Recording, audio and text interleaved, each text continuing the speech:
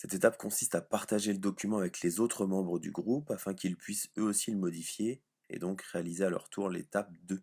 Pour partager le document, il faut cliquer sur le rectangle bleu situé en haut à droite de la page. Une fenêtre s'ouvre alors, elle invite à nommer le document. Une fois qu'il est nommé, on clique sur enregistrer pour que cette fenêtre se referme. Une autre fenêtre s'ouvre alors, elle permet de configurer le partage du document. On clique sur obtenir le lien de partage.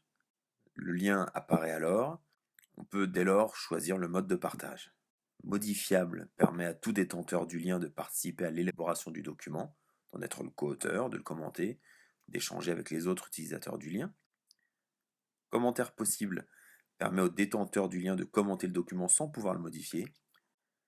Visible permet au détenteur du lien de consulter le document mais lui interdit toute modification et tout commentaire.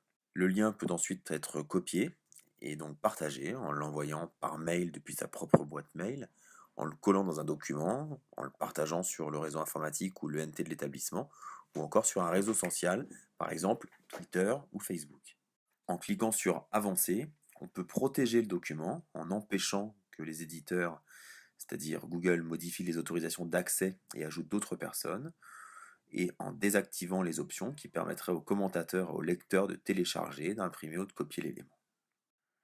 A noter que l'on préférera cette méthode de partage par lien dans un cadre scolaire plutôt que par la saisie d'adresses email dans Google Drive, car cela permettrait aux éditeurs, c'est-à-dire Google, d'identifier les destinataires du lien. Au contraire, partager le lien par un autre moyen n'oblige pas le destinataire à s'identifier pour voir, commenter ou modifier le document. Cette dernière étape consiste, une fois que le document est terminé, c'est-à-dire qu'il a été complété par chaque membre du groupe, à valider l'activité en partageant le document sur ViaEduc. Pour cela, il faut coller le lien de partage, cette fois-ci en mode visible, dans le MOOC HG2. Bonne activité à vous.